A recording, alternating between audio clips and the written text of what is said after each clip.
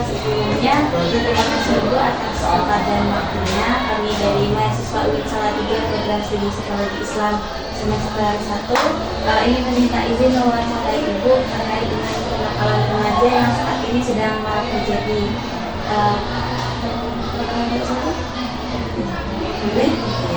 Kenapa saya sendiri Laila Safira? Saya tuliskannya. Saya Suami Aina. Saya Muhammad Hamdan. Saya Tani Jurati. Saya sama. Saya Imahia dari SMA 1. Ya, baik, kita mulai saja ya Bu. Nah, jadi kami akan mengajukan beberapa pertanyaan yang pendapat Ibu sebagai guru BK. Nah, pertanyaan yang pertama, apakah benar saat ini banyak kasus kenakalan remaja yang terjadi akhir-akhir ini di lingkungan sekolah? Ya, dibilang kenakalan remaja ya pasti tetap ada ya.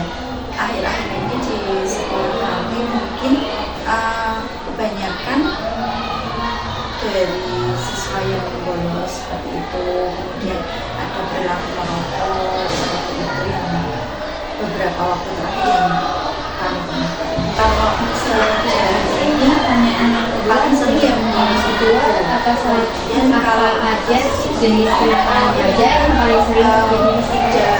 Ketika pembelajaran kemarin tidak ada ya, cuman karena ini sudah peralihan antara setelah tes dengan menunggu masa rapotan itu, nah kemarin beberapa ditemukan ada yang merokok seperti itu, kemudian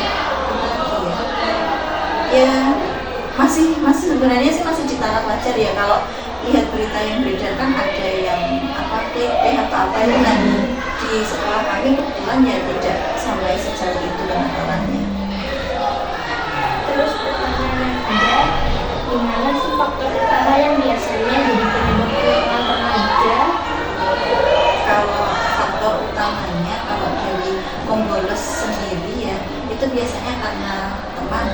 Jadi anak-anak itu cenderung ketika membolos mereka ajak-ajak temannya lain, ayo besok bolos aja, atau kemudian ketika di sekolah kegiatannya mungkin mereka merasa tidak cuma gini-gini aja gitu kan, mereka akhirnya ada indikasi untuk mendingan bolos aja, ayo kita kemana seperti itu. Kalau untuk yang merokok ya sama sih sebenarnya karena pengaruh teman, karena biasanya itu mereka melakukannya ya tidak hanya sendiri, pasti ada beberapa teman yang bersama.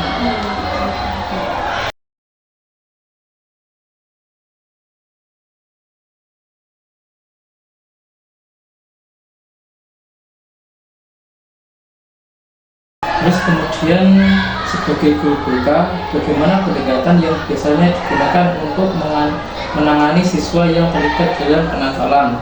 Biasanya anak remaja susah diberi nasihat dan kemungkinan tetap mengulangi kesalahan yang sama, bahkan lebih buruk. Iya, kalau dari BK sendiri kami menerapkannya tergantung per individu. Tapi ada yang anak yang kita sebenarnya yang pasti misalnya itu yang tidak mempengaruhi, ada yang masih tahu sejauh ini yang ada yang diusahakan ya itu tadi pendekatannya per individu masing-masing. Oke, memang mereka melakukan kenakalannya secara berkelompok, cuman kita pendekatannya ke individu masing-masing. Tapi yang memang tipikal anaknya itu ya memang harus yang pelan-pelan, kenapa ditanyanya seperti itu cenderung lebih efisien dibanding kita langsung melakukan pengawasan. Ya memang sebagai guru BK kita tidak boleh capek untuk ngasih tahu ke mereka, karena kan peraturan yang sekarang itu juga tidak berkaitan pemberian poin ataupun bahkan tindak kekerasan kan juga sudah sangat dilarang ya. Sekedar poin saja tidak diperbolehkan, apalagi sampai ke tindak kekerasan. Jadi kita pendekatannya ya harus lebih banyak. Tapi Ibu, kalau di sekolah kan ada salah satu siswa nih sudah kayaknya dia melanggar nih, terus dia kan pasti guru BK kan pasti menanganinya. Ya.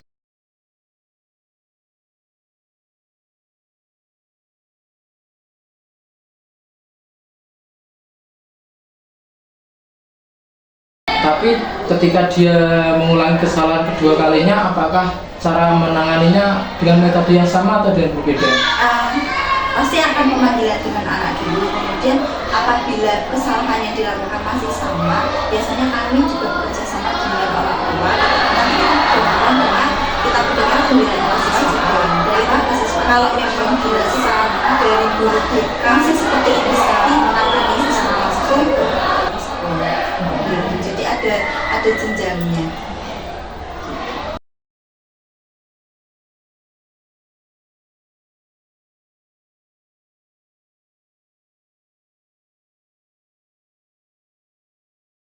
Apakah menurut Ibu peran keluarga, orang tua dan lingkungan itu berpengaruh terhadap mental seorang siswa? Sangat berpengaruh karena beberapa siswa ada yang cenderung melakukan dia tinggalnya tidak dengan orang tua, jadi orang tuanya bekerjanya rantau, ada yang ibunya jadi TKW, terus kemudian ayahnya bekerjanya di mana, tinggalnya cuma dengan neneknya atau bahkan sendiri di rumah itu juga ada, akhirnya membuat mereka cenderung merasa ketika mereka melakukan kenakalan di sekolah, mereka merasa diperhatikan seperti itu. Bahkan ada yang mohon maaf, yatim piatu seperti itu juga rasa perhatian dari keluarga pun kan juga tidak seperti ketika orang tuanya masih ada ya. Nah itu yang membuat mereka cenderung banyak melakukan tindakan remaja. Jadi memang betul-betul peran orang tua itu memberikan kontribusi banyak dengan anak-anak. Terus kalau gitu kan ibarat ibu kan menggantikan posisi orang tua nih, maksudnya dari kasih sayang kayak gitu. Terus ibu yang dilakukan ibu itu contohnya kayak apa saja mungkin? Kalau dari kasus yang keluarganya sudah broken itu ya, salah satu siswa kami itu yang sebenarnya masih jadi satu keluarga dengan ayahnya pun juga masih sering berkomunikasi, cuman ibu dan ayahnya sudah punya keluarga masing-masing lagi. Nah kebetulan anak ini hanya anak tunggal dari pernikahan yang sebelumnya, kan akhirnya merasa bahwa tadinya orang tuaku baik-baik saja kok sekarang setelah punya keluarga masing-masing seperti merasa nggak diperhatikan. Itu kita lihat ada treatment yang akhirnya begini, setiap bertemu kita ngomongnya ya masih ngomongnya yang halus atau apa. Nah itu sebenarnya kalau untuk secara materi sebenarnya anak ini nggak berkurang, cuma memang harus ada perhatian khususnya itu yaitu ditanya sudah makan belum, kenapa kok bisa terlambat misal seperti itu, atau mungkin kalau pas tidak berangkat ya kita nanya kenapa kok nggak berangkat, kamu berangkatnya dari mana. Kita dari hal-hal kecil itu yang membuat mereka akhirnya nyaman dengan BK, walaupun kadang ya kita kalau pas ada titik di mana jengkel gitu ya, kamu itu kenapa lagi kan begitu, apa ada masalah di rumah. Nah itu kadang memang mereka akhirnya menjadi permasalahan lagi itu ya seperti itu, di rumah sedang tidak baik saja dengan hidupnya atau dengan ayahnya, akhirnya mereka menimbulkan permasalahan lagi. Nah kita ya pendekatannya itu kita memposisikan jadi orang tuanya mereka. Kadang ada yang anak, Bu saya mau izin pulang, mau ambil uang atau apa. Nah itu kadang dari kami kita ya pelan-pelannya ya sudah nggak usah pulang aja, kalau memang nggak punya uang saku ya kita kasih uang saku seperti itu. Jadi memang berusahanya mendekatkan dirinya ya kita benar-benar memposisikan jadi orang tuanya di sekolah. Dan kalau memang sudah sampai tahap yang memang betul-betul anak ini di sekolah tidak bisa dipegang, ya kita tuh kerjasamanya dengan orang tua, nanti kita sampaikan dengan orang tua bahwa anak itu di sekolah begini, nanti kalau di rumah mohon bantuan orang tua untuk pemantauannya. Jadi untuk perhatian orang tua ke anak itu juga tetap berusaha kita sampaikan, karena yang di luar negeri pun kami juga berusaha untuk komunikasi dengan orang tuanya juga. Jadi biar walaupun jauh tetap kita dari sekolah pengennya juga orang tua itu tetap ngawasi anak-anaknya.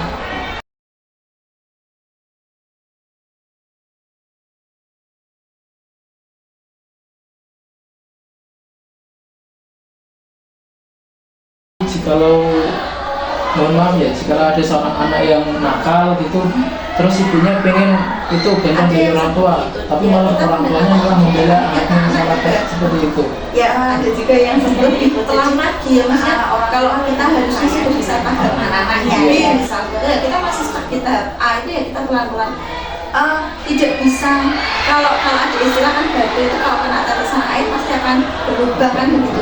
Nah kita berusaha ini juga seperti itu, kita pelan-pelan terus ke anak, kita berusaha pelan terus, kita lupa melibatkan wali kelasnya juga ya, supaya tetap anak itu merasa ketika dia ada di sekolah itu ketika ada di sekolah itu tidak, kita yang tidak yang apa ya, menjudge mereka bahwa mereka itu anak-anak itu tidak, tapi memang mereka itu ada terus treatment spesial.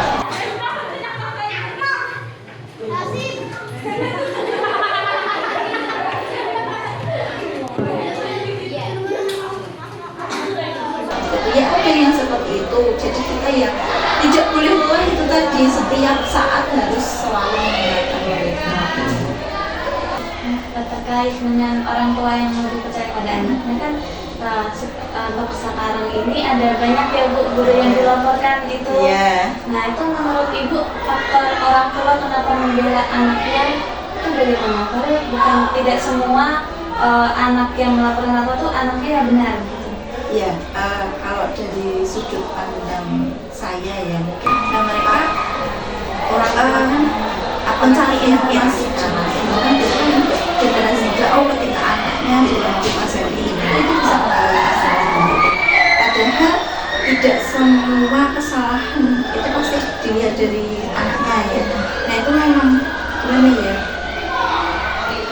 Ya tidak bisa menyalahkan langsung orang tua juga sih sebenarnya, cuman memang kadang itu ada mungkin rasa trauma dari orang tuanya sendiri, mungkin kan dulu mengalami apa begitu. Kalau menurut saya seperti itu, dulu pernah mengalami apa di kejadian dia ketika sekolah dan dia merasa anakku jangan sampai mengalami hal tersebut, makanya cenderung sangat percaya dengan anak-anaknya. Cuman ketika kalau tidak ada bukti kan pasti ya tetap orang tua harusnya bisa lebih mawas diri ya. Jadi ya kami dari sekolah pun juga ketika bertindak akhirnya juga semakin hati-hati karena dia banyaknya laporan seperti itu. Yang terakhir, menurut Ibu bisa kita ngomongin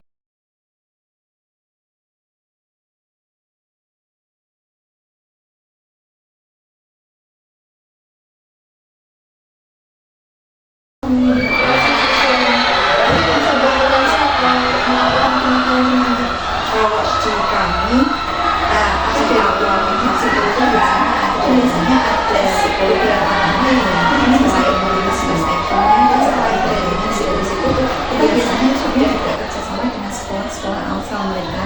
Jadi dengan SMP mereka kita tanya kira-kira dari daftar anak-anak yang diterima di SMA 1 ini ada nggak sih yang berpotensi. Kita biasanya screening awalnya seperti itu. Kemudian selain dari situ, biasanya perilaku anak di awal tahun ajaran itu kan ada yang kalau di awal tahun ajaran kan ada kegiatan MPLS. Nah di MPLS itu kita juga mulai mengamati masing-masing individu anak-anak itu ada nggak yang cenderung membolos. Nah biasanya kalau di awal saja sudah ada kecenderungan untuk membolos kegiatan itu bukan dipastikan ya, hampir sebagian besar itu anak-anak itu akan bermasalah.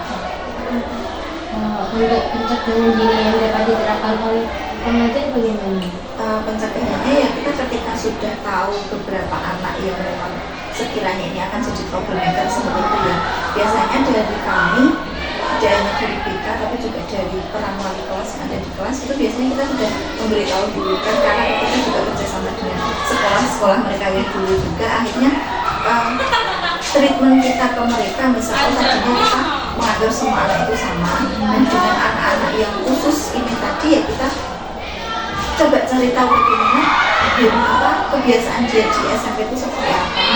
Kita coba dari di sini, kalau memang kok masih muncul di SMA ya berarti kita merubahnya ya dari awal itu pelan-pelan kita kasih sounding, kita treatment, kita maksudnya treatmentnya itu ya apa ya, mungkin dari segi perhatian ke mereka itu bisa lebih banyak dibanding teman-temannya yang lain.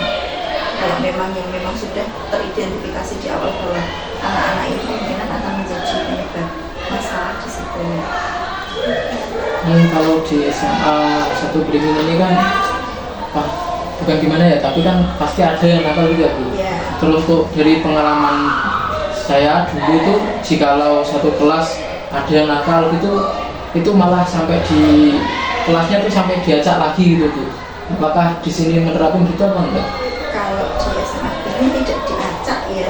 Jadi karena kan kalau di kurikulum merdeka ya tetap di awal tahun itu kan satu tahun bersama ya mereka. Kemudian nanti di kelas 11-nya baru ada sistem acak sesuai minat masing-masing. Nah itu nanti kita yang berusaha melihat, misal apa anak, kadang kan anak kan memilih minat juga kan, temanku ada di sana, saya mau ikut ke sana seperti itu. Dan kami dari kami tim BK dan kurikulum itu pecahnya ya di situ, bukan yang kalau pasti ada sesuai yang bermasalah akhirnya kita pecah les itu di situ enggak, karena kan dari sistem dapodik sendiri tidak bisa yang setiap waktu bisa berubah seperti itu, yaitu biasanya kita mecahnya di kelas 2-nya, di kelas 11-nya itu nanti yang sekiranya akan jadi apa ya, grup yang akan membuat banyak masalah itu kita berusaha uraikan, jangan jadikan satu dengan teman-temannya yang mungkin tadinya sama-sama membangun masalah.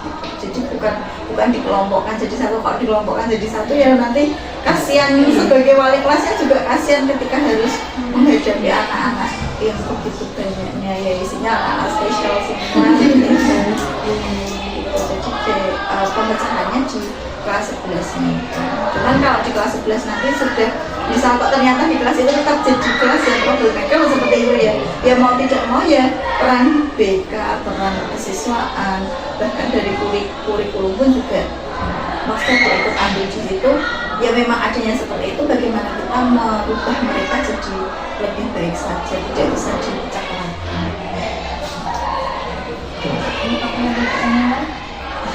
Cukup baik. Sekian dari kami Bu, terima kasih atas pernyataan-pernyataan yang telah Ibu sampaikan. Mohon maaf apabila ada salah kata. Terima kasih. Ya, saya juga terima kasih banyak atas kedatangannya rekan-rekan semua. Mohon maaf apabila apa yang saya sampaikan mungkin masih ada yang kurang. Psikologi